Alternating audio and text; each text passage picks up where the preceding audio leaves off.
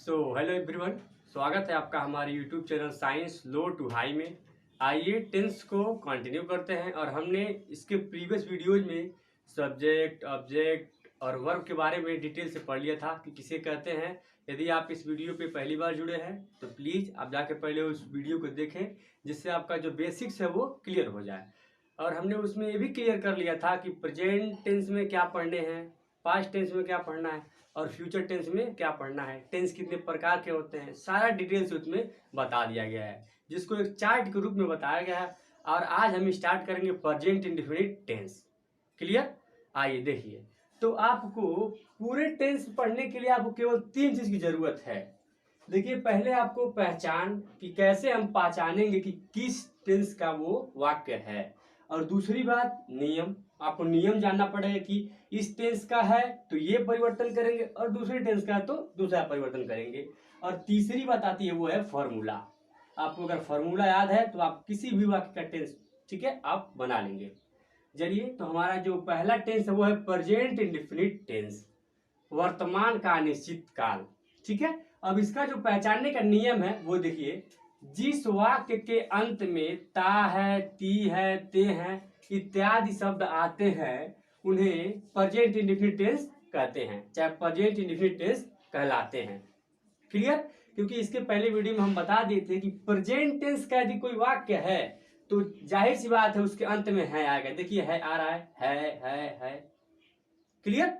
अब लेकिन जब प्रेजेंट इंडेफिनिट टेंस यानी कि प्रेजेंट के अंदर की बात हो रही है कि प्रेजेंट इंडेफिनिट टेंस, उसका पहचान क्या होगा। इसी प्रकार से प्रेजेंट कंटीन्यूअस, इसका पहचान क्या होगा।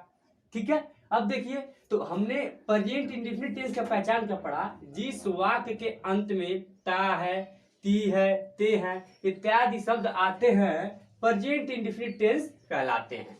पहचान हमने पढ़ लिया। वाक्य अंत में क्या आएगा, ता है, ती है, ते हैं। ठीक है, पहचान लिया। अब रूल देखिए, यानी कि नियम कैसे हम बनाएंगे। नियम देखिए, ऐसे वाक्यों को बनाते समय एक वचन कर्ता यानी कि सिंगुलर सब्जेक्ट। अब हमने सिंगुलर सब्जेक्ट और प्लूरल सब्जेक्ट के बारे में अच्छे से प्रीवियस वीडियो में बता दिया है कि एक वचन क्या होता है, बहुवचन क्या होता है, सब्जेक्ट क्या होता है। ठीक है, तो ऐसे वाक्यों को बनाते समय एक वचन कर्ता के साथ वर्ब के फर्स्ट फॉर्म। ठीक है, देखिए, वर्ब के फर्स्ट फॉर्म यानी कि क्रिया का पहली अवस्था। जब आप कोई भी मीनिंग्स पढ़ेंगे तो उसकी 3 अवस्थाएं होती है, वर्ब का first form, second form, third form. क्योंकि आप इसको आपको याद ही करना पड़ेगा, क्योंकि यहाँ पे लिखा नहीं जा सकता है। ठीक है, तो कोई भी क्रिया है उसकी 3 अवस्थाएं होती हैं, पहली अवस्था, दूसरी अवस्था और तीसरी अवस्था।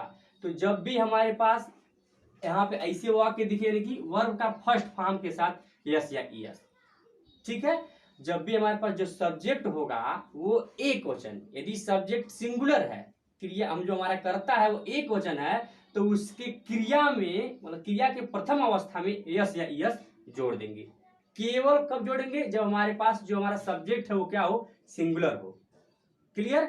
और बहुवचन कर्ता के साथ कोई परिवर्तन नहीं करते हैं, इतना ध्यान देना है। कहां पे हमको यस या यस लगाना है, केवल एक वचन कर्ता के साथ हमको यस या यस लगाना है, अन्यथा बहुवचन करता है तो कोई भी क्रिया में परिवर्तन नहीं करना है।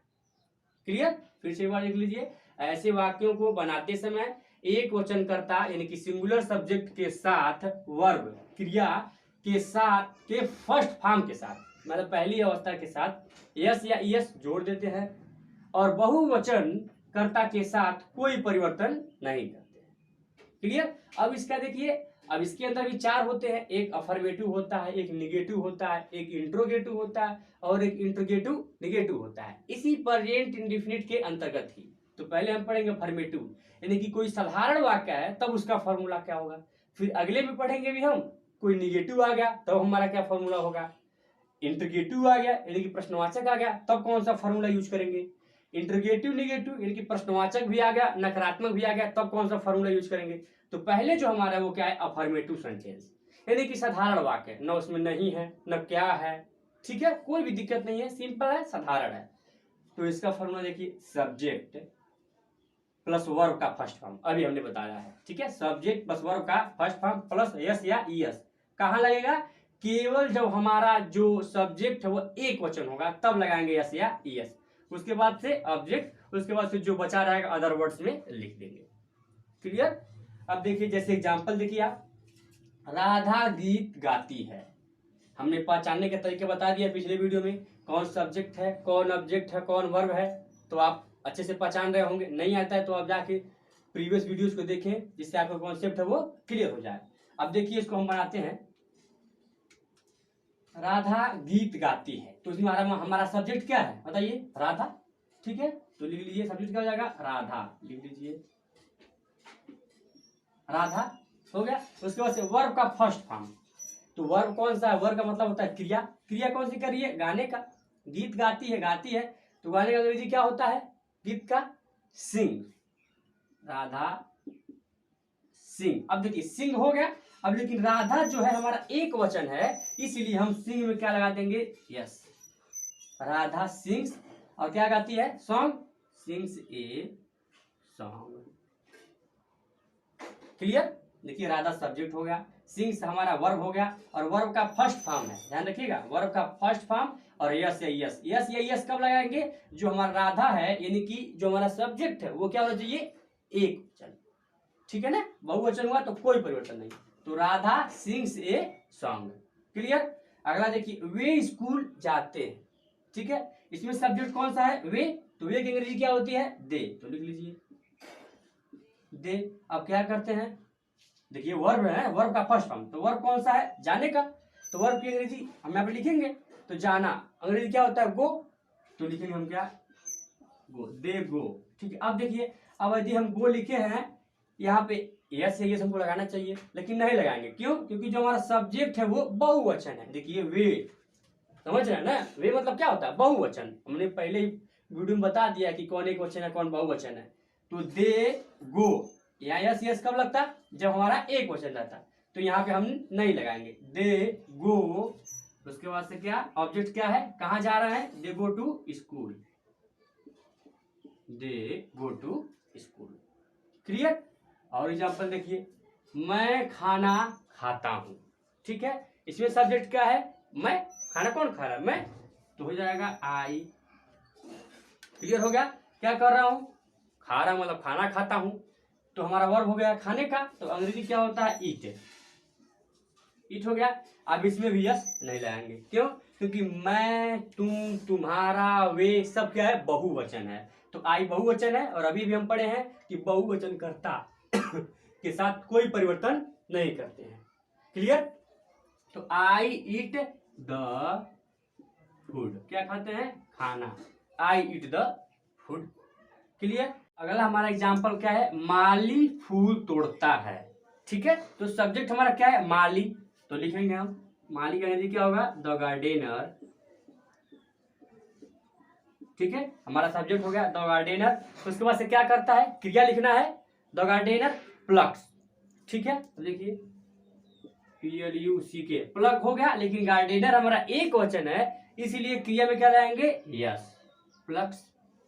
ठीक है, क्या तोड़ता है, flower, plucks the flower, FLO। Clear. देखिए the gardener plucks the flower, clear हो गया। देखिए यहाँ पे हमने यस लगा दिया है, क्योंकि हमारा गार्डनर है वो एक वचन है। क्लियर। यदि बहुवचन रहेगा तो यस या यस नहीं लगाएंगे। ठीक है, चलिए अब आगे हम पढ़ेंगे कि जब हमारा मान लीजिए इसमें निगेटिव सेंटेंस आ जाए तब कौन से सूत्र का प्रयोग करेंगे। ठीक है, तो इसको हटाते हैं। अब देखिए, अब यदि हमारे पास किसी वाक्य में नई शब्द आ जाए, ठीक है, तब उसके लिए क्या हम यूज करेंगे। देखिए उसका नियम क्या है, यदि वाक्य में नहीं शब्द आए तो ऐसे वाक्यों को बनाने के लिए एक वचन कर्ता यानी कि सिंगुलर सब्जेक्ट के साथ डज नॉट तथा बहुवचन कर्ता के साथ डू नॉट का प्रयोग करते हैं। यानी कि अब यहाँ पे यस या यस खत्म हो गया, वो केवल हमारे पास साधारण वाक्य है, सिंपल सेंटेंस के लिए था। अब क्या आ गया, नकारात्मक वाक्य। ठीक है, यदि हमारे पास वाक्य में नहीं शब्द आ जाए तो केवल इसका प्रयोग करना है। ठीक है, एक वचनकर्ता के साथ डज नॉट और बहुवचनकर्ता के साथ डू नॉट का प्रयोग करते हैं। क्लियर। अब देखिए इसका फॉर्मूला क्या है, सब्जेक्ट प्लस डू या डज प्लस नॉट, यानी कि एक वचन करता रहेगा तो डज उसके बाद नॉट, और यदि बहुवचन है तो डू फिर उसके बाद नॉट, और वर्ब का फर्स्ट फॉर्म ही रहेगा, उसके बाद object plus other word.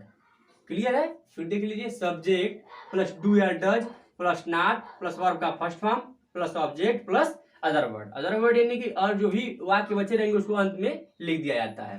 Clear? अब जैसे एग्जांपल देखिए, राम खाना नहीं खाता है। अब इसमें नहीं शब्द आ गया तो फॉर्मूला हमारा क्या है, सब्जेक्ट पहले, तो सब्जेक्ट हमारा क्या है बताइए, राम। तो लिख लीजिए अंग्रेजी क्या हो जाएगा, राम।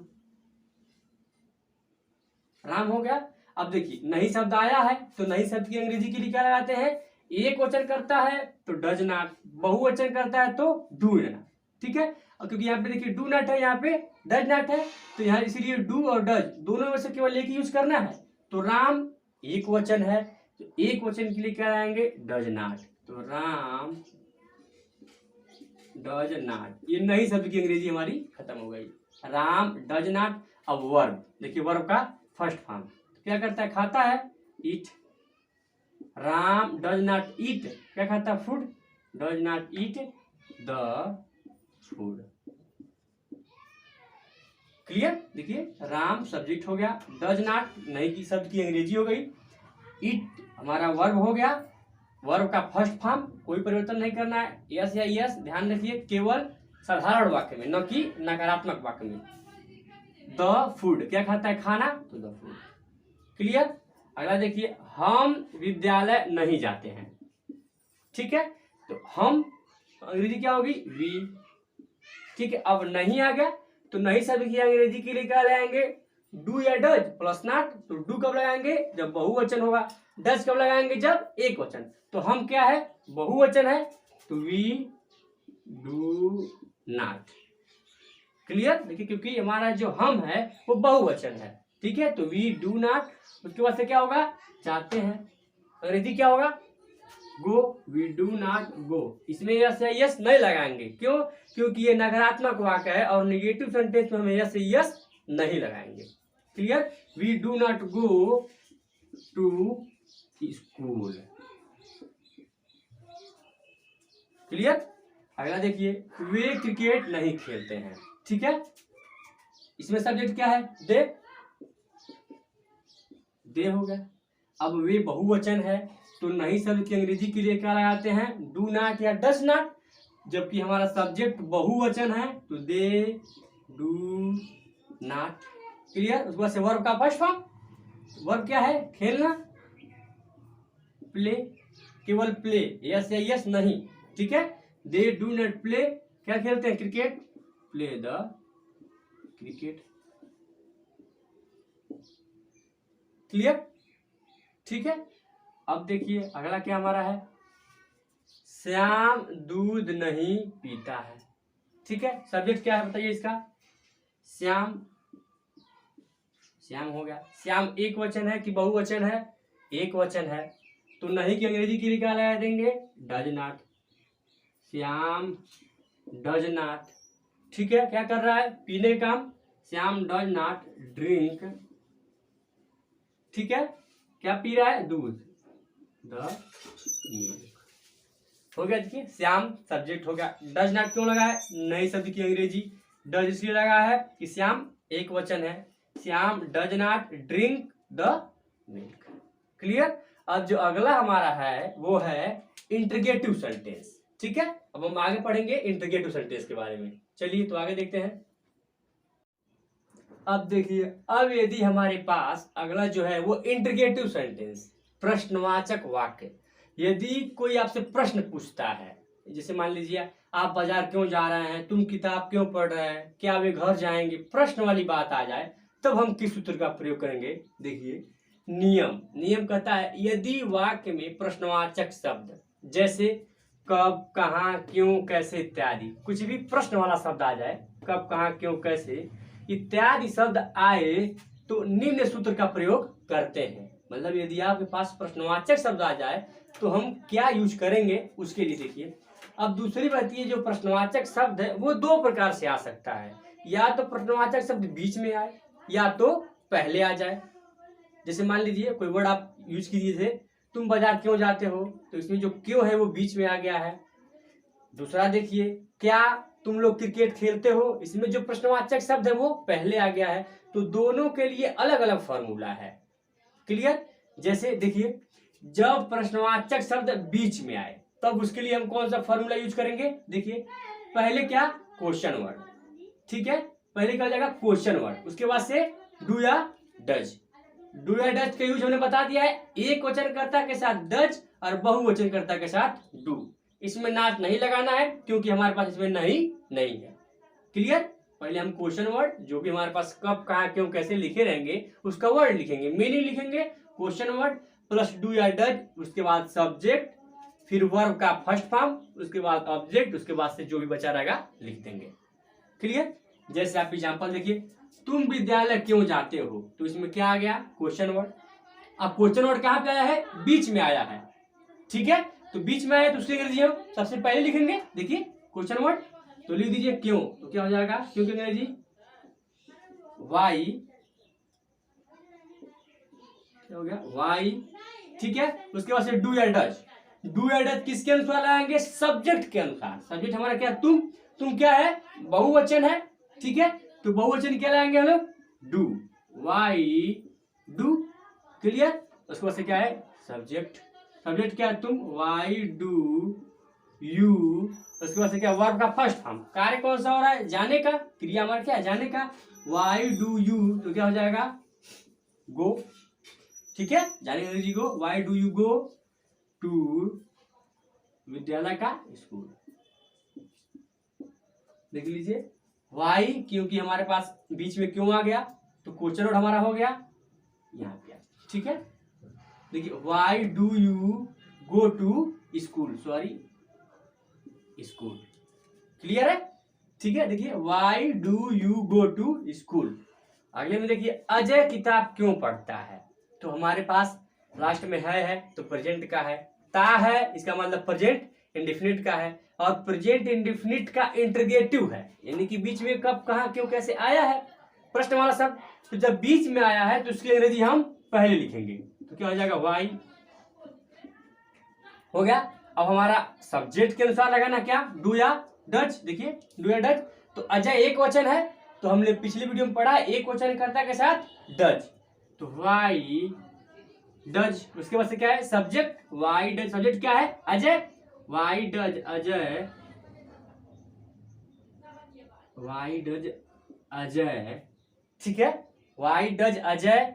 उसके बाद से क्या होगा, वर्ब का फर्स्ट फॉर्म, पढ़ता है, Y does Ajay read, Y does Ajay read, क्या पढ़ता किताब, रीड द बुक, ठीक है, अजय नाम में कैपिटल, ठीक है, Y does Ajay read the book. प्रश्नवाचक चिन्ह लगा लीजिए, क्योंकि प्रश्नवाचक चिन्ह देखिए बहुत जरूरी है, आप जहां भी अगर हम नहीं लगाए होंगे तभी आप लगा लीजिएगा, ठीक है। देखिए, why does Ajay read the book, why क्यों लगा है, क्योंकि क्यों बीच में आया है, डज लगा है प्रश्नवाचक शब्द का ये पहचान है, अजय सब्जेक्ट है, रीड हमारा वर्ब है, द बुक ऑब्जेक्ट। क्लियर। अब अगला देखिए, अब यदि प्रश्नवाचक शब्द पहले आ जाए, जब हम कोई वर्ड बोलेंगे तो जो हमारा क्वेश्चन वर्ड है वो पहले ही आ जाए, तब किस सूत्र का प्रयोग करेंगे, तो सबसे पहले डू या डज, फिर सब्जेक्ट, बस सेम बाकी वही रहेगा, वर्ब का first form, object plus other word. Clear. जैसे देखिए, आप क्या तुम आम खाते हो, अब देखिए उसमें बीच में था प्रश्नवाचक वाक्य, इसमें प्रश्नवाचक वाक्य पहले आ गया, तो देखिए क्या तुम आम खाते हो, तो इसकी अंग्रेजी हमको नहीं लिखना है, केवल डू या डज। और अभी भी हम पढ़े हैं डू या डज किसके अनुसार बोलता है, सब्जेक्ट के अनुसार। सब्जेक्ट क्या है, तुम हमारा बहुवचन है, तो बहुवचन के लिए क्या लगा देंगे, डू। क्लियर। डू हो गया, डू उसके बाद से क्या है, सब्जेक्ट, सब्जेक्ट हमारा क्या है, तुम, क्या तुम आम खाते हो, आम खाने किसकी बात हो रही है, तुम की, तो डू यू, सब्जेक्ट हो गया, वर्ब का फर्स्ट फॉर्म क्या है, खाना, और तो ईट, डू यू ईट, ऑब्जेक्ट क्या है, आम खाते हो, do you eat the mango, या फिर दो न लगाएंगे तभी कोई दिक्कत नहीं है, डू यू ईट द लगा देंगे तभी ठीक है, नहीं लगाएंगे तभी कोई दिक्कत नहीं है, मैंगो प्रश्नवाचक चिन्ह, सही है, ठीक है।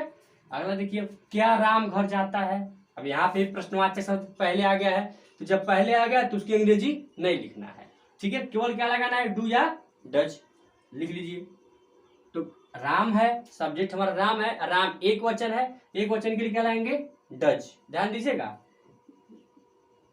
डज हो गया, ठीक है डज हो गया। उसके बाद से क्या लाएंगे सब्जेक्ट डज, राम, वर्ब का फर्स्ट फॉर्म, वर्ब क्या है जाने का, डज राम गो, उसके बाद क्या है घर, ऑब्जेक्ट क्या है घर है, does Ram go to home, प्रश्नवाचक चिन्ह लगा लीजिए, क्लियर है। देख लीजिए आप फिर से, does Ram go to home, does क्यों लगा है क्योंकि प्रश्नवाचक शब्द पहले आ गया है, यदि पहले आ गया है प्रश्नवाचक शब्द तो उसकी अंग्रेजी हमको नहीं लिखनी है, केवल सहायक क्रिया हेल्पिंग वर्ब डू या डज लगाना है, उसके बाद सब्जेक्ट वर्ब का फर्स्ट फॉर्म, उसके बाद से ऑब्जेक्ट, और आ जाएगा तो और लिख देंगे जो भी, ठीक है। देख लीजिए दो रूल याद करना आपको, प्रश्नवाचक शब्द बीच में भी आ सकता है, पहले भी आ सकता है, यदि पहले आएगा तो हम क्या करेंगे ये रूल अप्लाई करेंगे, और बीच में आ गया तो फिर ये रूल, क्लियर, नोट कर लिए इसको। अब इसके बाद अगला हम पढ़ेंगे इंटीग्रेटिव निगेटिव सेंटेंस, मतलब एक ही में इंटीग्रेटिव हो और उसमें भी निगेटिव है, ठीक है, इसको नोट कर लीजिए फिर इसको पढ़ते हैं। अब देखिए, अब यदि हमारे पास इंटीग्रेटिव एंड निगेटिव सेंटेंस, जो चौथा हमारा वो क्या है इंटीग्रेटिव एंड निगेटिव सेंटेंस, यानी कि प्रश्नवाचक और नकारात्मक वाक्य, यदि हमारे पास एक ही वाक्य में प्रश्न वाली वर्ड और नहीं वाला वर्ड, यानी कि प्रश्न वाला और नहीं दोनों एक ही वर्ड में आ जाए, सॉरी वाक्य में आ जाए, तब हम उसको कैसे बनाएंगे। जैसे देखिए, यदि वाक्य में प्रश्नवाचक शब्द के साथ साथ नहीं शब्द आए तो, यानी कि प्रश्नवाचक भी है उसी में नहीं शब्द भी आ गया है, ठीक है, तो क्या करेंगे कर्ता के तुरंत बाद नाट लगा देंगे, यानी कि सब्जेक्ट के तुरंत बाद नाट लगा देंगे, शेष प्रश्नवाचक वाक्य की तरह लिख देते हैं। यानी कि इसके पहले जो हम पढ़े हैं इंटीग्रेटिव सेंटेंस सेम वही रहता है, लेकिन यदि उसके साथ साथ निगेटिव भी आ गया तब क्या करेंगे सब्जेक्ट के तुरंत बाद नाट लगा देंगे, शेष जो हम प्रश्नवाचक पढ़े हैं उसी तरह लिख देते हैं, ठीक है। तो इसमें भी दो प्रकार से होगा, या तो जो प्रश्नवाचक शब्द है बीच में आएगा या तो पहले आएगा, ठीक है। तो जो हमारी पहली अंग्रेजी है, पहले वाला जो हम देखेंगे, देखिए क्या है, जब प्रश्नवाचक वाक्य बीच में आए, जो क्वेश्चन वर्ड है वो बीच में आ जाए और उसके साथ साथ नई शब्द भी हो, तो किस सूत्र का प्रयोग करेंगे। देखिए पहले क्वेश्चन वर्ड, फिर डू या डज, उसके बाद सब्जेक्ट के बाद नॉट, शेष देखिए वही है, टोटल प्रश्नवाचक वाक्य ही है, इंटीग्रेटिव सेंटेंस है, बस केवल सब्जेक्ट के बाद क्या लगा देना है नॉट, क्वेश्चन वर्ड, उसके बाद प्लस डू या does plus subject plus not, कब लगाएंगे जब प्रश्नवाचक शब्द के साथ साथ नहीं शब्द भी आ जाएगा, प्लस वर्ब का first form plus subject plus other word, other word का अर्थात और कोई बीच में उसको भी लिख देंगे लास्ट में, ठीक है। जैसे एग्जांपल देखिए, तुम विद्यालय क्यों नहीं जाते हो, देखिए क्यों भी आ गया नहीं भी आ गया, क्यों बीच में आया है तो हम इसी सूत्र का प्रयोग करेंगे, ठीक है। देखिए तो क्वेश्चन वर्ड, क्वेश्चन वर्ड यानी कि जो प्रश्नवाचक शब्द है उसका अंग्रेजी, क्यों, क्योंकि अंग्रेजी क्या होती है वाई, लिख दिया हमने क्या वाई, ठीक है। उसके बाद डू या डज, तो जो डू या डज है किसके अनुसार लिखते हैं सब्जेक्ट के अनुसार, सब्जेक्ट क्या है तुम, विद्यालय कौन जा रहा है तुम, तो तुम सब्जेक्ट है, तुम हमारा जो बहुवचन है और बहुवचन के लिए क्या लगाते हैं डू, वाई डू, उसके बाद से क्या है सब्जेक्ट वाई डू यू, हो गया। अब जब नहीं शब्द आ गया है तो सब्जेक्ट के तुरंत बाद not, Y do you not, उसके बाद से वर्ब का फर्स्ट फॉर्म, वर्ब कौन सा हो रहा है जाने का, गो, कहाँ जा रहा है स्कूल, यानी कि object go to school, go to school, ठीक है। देखिए वाई क्वेश्चन वर्ड हमारा हो गया पहले, ठीक है। उसके बाद से हमारा क्या हेल्पिंग वर्ब हो गया डू या डज, डू क्यों लगा है क्योंकि हमारा सब्जेक्ट है वो बहुवचन है और बहुवचन सब्जेक्ट के लिए हम डू लगा दें, तो why do you not go to school. अगला देखिए, वे लोग बाजार क्यों नहीं जाते हैं, ठीक है, प्रेजेंट इंडेफिनिट टेंस का है और इंटरोगेटिव निगेटिव है, क्योंकि देखिए आप इसमें इंटरोगेटिव यानी कि प्रश्नवाचक वाक्य, निगेटिव यानी कि नए शब्द भी आ गया है, तो इसके लिए कैसे बनाएंगे, देखिए पहले क्या है जब बीच में आ गया है तो उसकी अंग्रेजी हम पहले लिखते हैं, देखिए क्वेश्चन वर्ड लिख लीजिए वाई, हो गया। उसके बाद से क्या लगाना है डू या डज, तो वे बहुवचन है, तो क्या लगा बताइए, यहाँ भी डू लगेगा, वाई डू। उसके बाद से क्या है, सब्जेक्ट, सब्जेक्ट क्या हमारा है, वे लोग, तो वे लोग की अंग्रेजी होती है दे, दे का मतलब वे चाहे वे लोग, वाई डू दे, सब्जेक्ट हो गया। और सब्जेक्ट के तुरंत बाद नॉट, क्योंकि नहीं शब्द भी आया है, ठीक है, वाई डू दे नॉट। उसके बाद से क्या होगा, वर्ब, जाने का काम हो रहा है, तो go market, go to market, clear, ठीक है। अब देखिए अगला जो है, देखिए जब प्रश्नवाचक शब्द पहले आए, इसके पहले हमने पढ़ा था प्रश्नवाचक वाक्य में, इंटीग्रेटिव सेंटेंस में हमने पहले पढ़ रखा है कि प्रश्नवाचक शब्द पहले आए तो किस सूत्र का प्रयोग करते हैं, तो सेम वही फॉर्मूला है, बस केवल सब्जेक्ट के बाद नॉट लगा देना है, ठीक है। देखिए, क्या तुम लोग क्रिकेट नहीं खेलते हो, क्या भी आ गया, नहीं भी आ गया, तो इसी फॉर्मूला का प्रयोग करेंगे। क्या हमारा पहले आ गया है, तो जब कोई क्वेश्चन वर्ड पहले आ जाएगा तो उसकी अंग्रेजी नहीं लिखते हैं, उसकी जगह पे क्या लिखते हैं, केवल हेल्पिंग वर्ब, डू या डज। डू या डज कहाँ लाएंगे, एक वचन है तो डज, बहुवचन है तो डू। तो क्या तुम क्या है, बहुवचन, तो बहुवचन के लिए क्या लाएंगे, डू, सबसे पहले लिख देंगे हम लोग डू। ध्यान रखिए पहले आ गया क्या, यानी कि क्वेश्चन वर्ड, तो उसकी अंग्रेजी नहीं लिखना है, तो डू सब्जेक्ट तुम लोग, तो डू यू। उसके बाद से नहीं शब्द आ गया तो नॉट, डू यू नॉट क्या करते हैं, खेलते हैं, प्ले क्या खेलते हैं, क्रिकेट, प्ले द क्रिकेट। देखिए डू हमारा हो गया, क्योंकि क्या पहले आ गया है, तो हेल्पिंग वर्ब हो गया डू या डज। डज कब लगता है, जब एक वचन होता, तो डू लगा दिया हमने, क्योंकि तुम बहुवचन है, डू यू। नॉट क्यों लगा है, क्योंकि नई शब्द है, do you not. Play verb है हमारा, क्रिकेट क्या हमारा है, अंत में ऑब्जेक्ट, क्या हम नहीं खेलते हैं, क्रिकेट नहीं खेलते हैं, do you not play the cricket. अगला देखिए, क्या लकड़हारा जंगल में लकड़ियां नहीं काटता है, तो देखिए क्या आ गया, क्वेश्चन वर्ड, नहीं भी आ गया, तो क्या आ गया, इंटरोगेटिव और निगेटिव। है लास्ट में तो प्रेजेंट है, ता है तो प्रेजेंट इंडेफिनिट है, पहचानने का तरीका है, हमने बहुत पहले पढ़ाया है कि है तो प्रेजेंट का है। अब प्रेजेंट में कौन सा है, तो ये बताएगा, ता है, तो ता है तो प्रेजेंट है। अब प्रेजेंट का इंडेफिनिट है, ठीक है ना, तो प्रेजेंट के इंडेफिनिट में इंटरोगेटिव निगेटिव है, इंटरोगेटिव भी आया है, निगेटिव भी आया है, तो इसके लिए फॉर्मूला कौन सा है, डू या डज पहले, किसके अनुसार, सब्जेक्ट के अनुसार। सब्जेक्ट क्या है, लकड़हारा, तो लकड़हारा एक वचन है, तो क्या प्रयोग करेंगे, डज, ठीक है। उसके बाद से क्या है, सब्जेक्ट लकड़हारा, वुडकटर, डज द वुडकटर